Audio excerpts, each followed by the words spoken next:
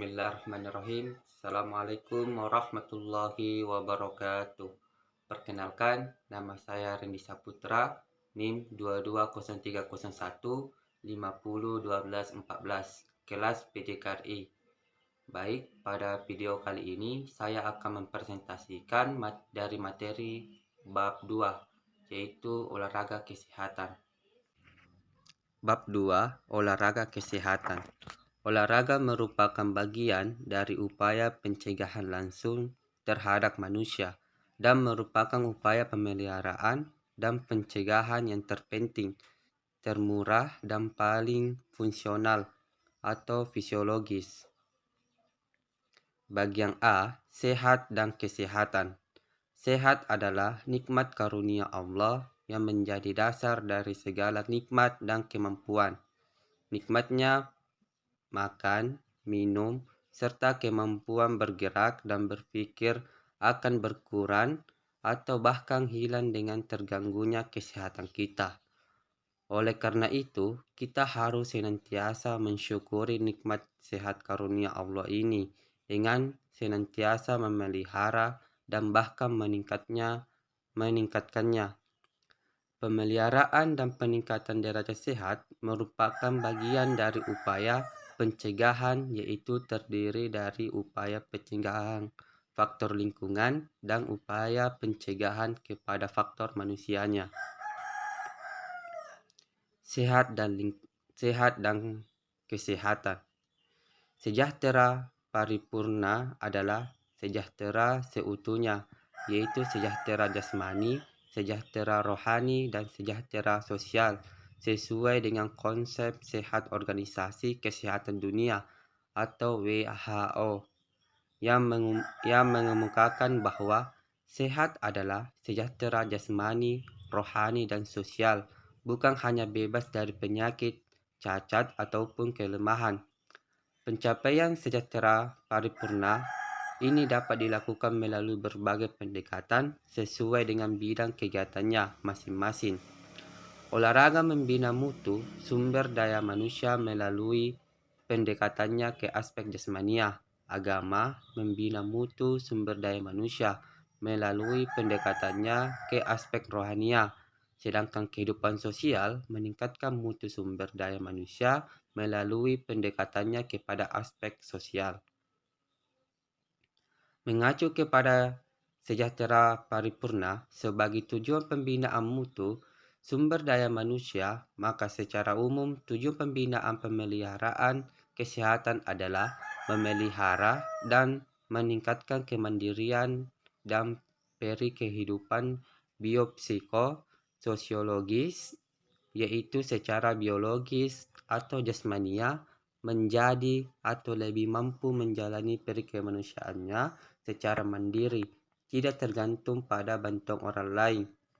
Secara psikologis atau rohanian menjadi lebih mampu memposisikan diri dalam hubungannya dengan Al-Khaliq beserta seluruh ciptaannya berupa alam semesta beserta seluruh isinya, dan secara sosiologisnya menjadi lebih mampu bersosialisasi dengan masyarakat lingkungannya sehingga senantiasa secara timbal balik dapat menyumbangkan dan memperoleh manfaat dari pengetahuan dan kegiatan hidupnya. Bagian B, olahraga kesehatan. Olahraga kesehatan adalah olahraga untuk memelihara dan atau untuk meningkatkan derajat kesehatan dinamis sehingga orang bukan saja sehat di kala diam atau sehat statis, tetapi juga sehat serta mempunyai kemampuan gerak yang dapat mendukung setiap aktivitas dalam kehidupan sehari-hari atau sehat dinamis yang bersifat rutin maupun untuk keperluan rekreasi dan mengatasi keadaan gawat darurat. Dampak psikologis. Dampak psikologis yang sangat positif dengan diterapkannya olahraga kesehatan di lembaga persekolahan atau pendidikan adalah rasa kesetaraan dan kebersamaan di antara sesama pelaku. Oleh karena itu, mereka semua merasa dapat dan mampu melakukan olahraga kesehatan dengan baik secara bersama-sama. Sebaliknya, bila olahraga kecabangan yang diterapkan, misalnya tenis meja, tenis, bulu tangkis, dan lainnya, dapat menyebabkan banyak siswa atau orang menjadi merasa terpinggirkan dari kegiatan olahraga karena merasa tidak mampu berpartisipasi, khususnya bila telah mengaitkan ke aspek-aspek sosial, ekonomis, karena mahalnya sarana, prasarana, dan pelaksanaannya. Olahraga kesehatan.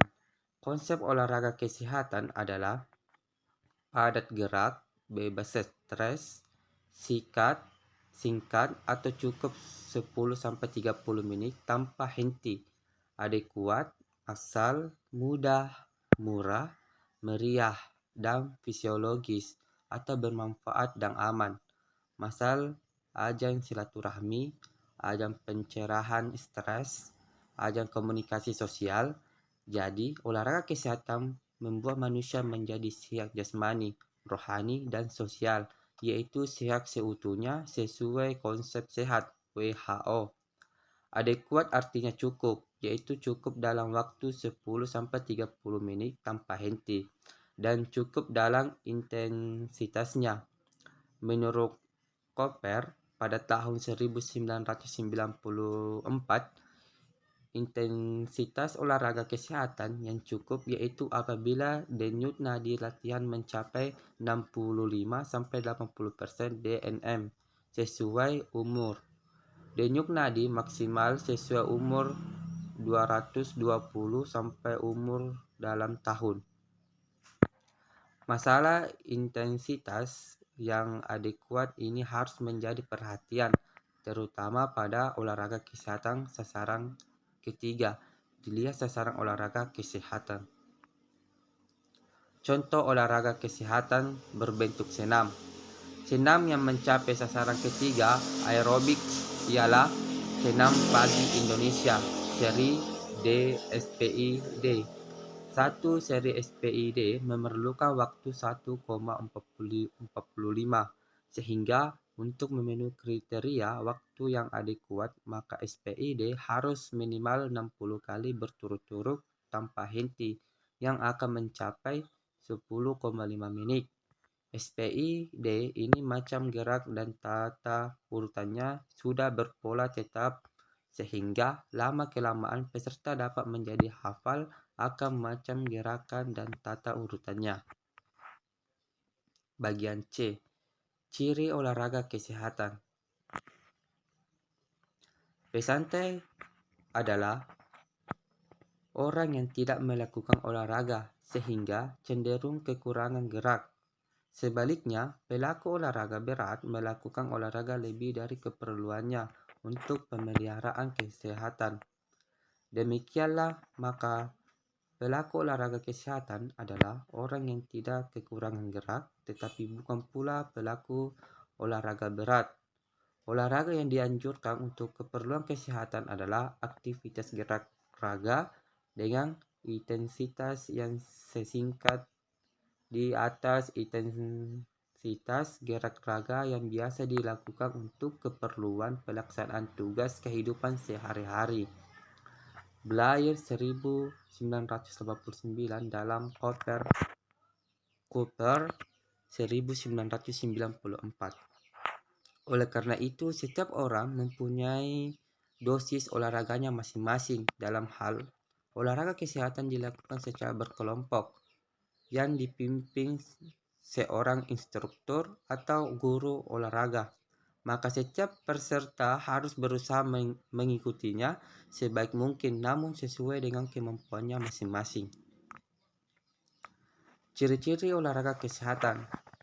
Ciri-ciri olahraga kesehatan secara teknis fisiologis adalah yang pertama, gerakannya mudah sehingga dapat diikuti oleh orang kebanyakan dan seluruh peserta pada umumnya yang bersifat maksal. Yang kedua, intensitasnya submaksimal dan homogen atau faktor keamanan bukan gerakan-gerakan maksimal atau gerakan eksplosif maksimal.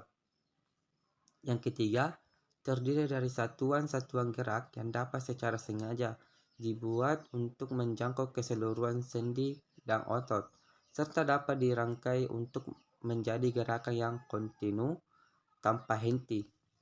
Adanya satuan gerakan merupakan faktor penting untuk dapat mengatur dosis dan intensitas olahraga kesehatan secara bertahap. Yang keempat, bebas stres atau non-kompetitif, tidak untuk dipertandingkan. Yang kelima, diselenggarakan 3-5 kali seminggu, minimal 2 kali seminggu.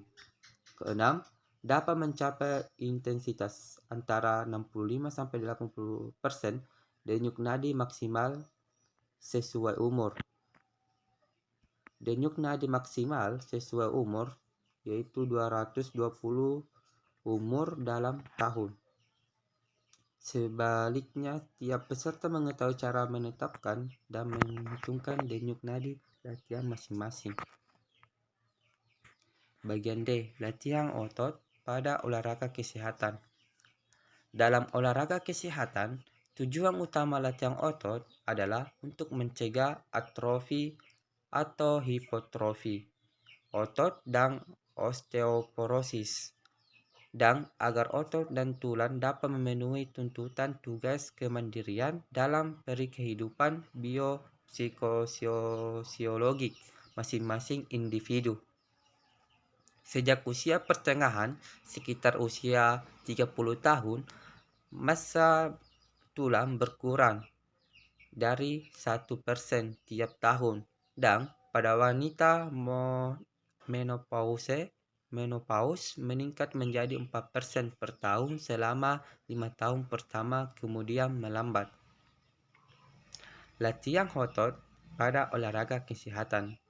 Pencegahan atrofi atau hipotrofi otot dan osteoporosis adalah dengan latihan yang teratur dengan menggunakan beban.